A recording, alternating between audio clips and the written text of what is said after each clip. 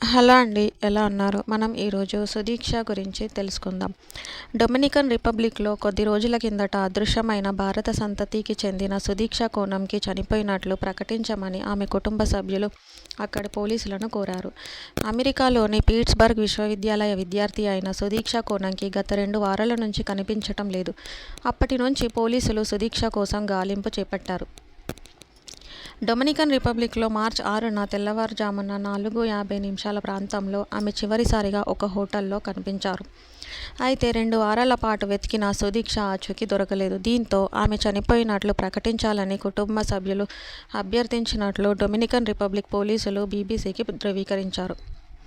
కానీ అంతకన్నా ఎక్కువ వివరాలు చెప్పలేదు. సుదీక్ష నీటిలో మునిగిపోయిందేమోనని పోలీసులు 2 వారాలుగా గాలిస్తున్నారు. అదే సమయంలో ఆమెపై ఏదైనా అఘాయిత్యం జరిగి ఉంటుందా అన్న విషయాన్ని పోలీసులు తోసిపుచ్చలేదు. సుదీక్ష కోనంకి పిట్స్బర్గ్ విశ్వవిద్యాలయంలో విద్యార్థిని. అక్కడ ఆమె జీవశాస్త్రం, రసాయన శాస్త్రం చదువుతున్నారు. సెలవులు రావడంతో సుదీక్ష తన 5 స్నేహితురాలతో కలిసి డొమినికన్ రిపబ్లిక్లోని పుంటకానాలో ఒక రిసార్ట్స్కు వెళ్లారు. సుదీక్ష కోనంకి భారత పౌరురాలు, అమెరికా పర్మనెంట్ రెసిడెంట్ కూడా. కుటుంబంతో కలిసి ఆమె వర్జీనియా రాష్ట్రంలోని చంటిల్లీ ప్రాంతంలో ఉంటున్నారు.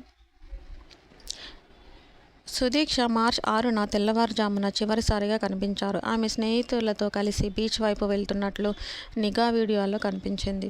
ఆ సమయంలో ఆమెతో పాటు 5 యువతులు, 2 అమెరికన్ యువకులు కనిపించారు. సుదీక్ష ఆ యువకులలో ఒకరితో బీచ్లోనే ఉండిపోయారని, మిగిలిన వారు హోటల్కు తిరిగి వచ్చారని డొమినికన్ రిపబ్లిక్ పోలీసులు అమెరికాలో భాగస్వామి వార్తా సంస్థ CBSకు చెప్పారు. బీచ్లో ఉన్నప్పుడు ఒక అల తమ ఇద్దరిని తాకిందని చివరిగా ఆమెతో ఉన్న జాషువా రిబే అనే యువకుడు చెప్పారని డొమినికన్ రిపబ్లిక్ అధ్యక్షుడు లూయిస్ అబినాదర్ చెప్పారు.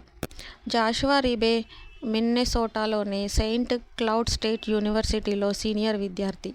జాషువా రిబే తల్లిదండ్రులు CBS న్యూస్కు ఒక ప్రకటన విడుదల చేస్తూ సుదీక్ష వీలైనంత త్వరగా దొరకాలని కోరుకున్నట్లు తెలిపారు.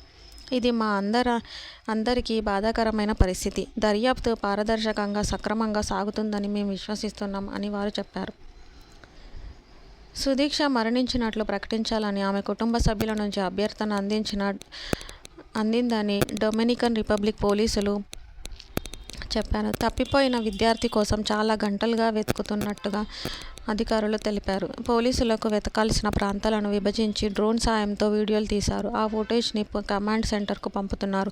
అక్కడ సముద్రంలో వస్తువులను వెతికే ఆర్టిఫిషియల్ ఇంటెలిజెన్స్ సాయంతో పైలట్లు ఫుటేజీని పరిశీలిస్తున్నారు. సెర్చ్ బృందాలు సుదీక్ష కోసం ఓవైపు నీటిలో, మరోవైపు భూమిపైన వెతుకుతున్నారు. సుదీక్ష అదృశ్యంలో ఏదైనా నేరం జరిగిందా లేదా అనే విషయంలో స్పష్టత లేదని అధికారులు చెబుతున్నారు. బీచ్లో రక్తం లేదా హింసకు సంబంధించిన ఆనవాళ్లు కనిపించలేదన్నారు. సుదీక్ష కేసులో federal bureau of investigation, drug enforcement administration, department of homeland security, స్థానిక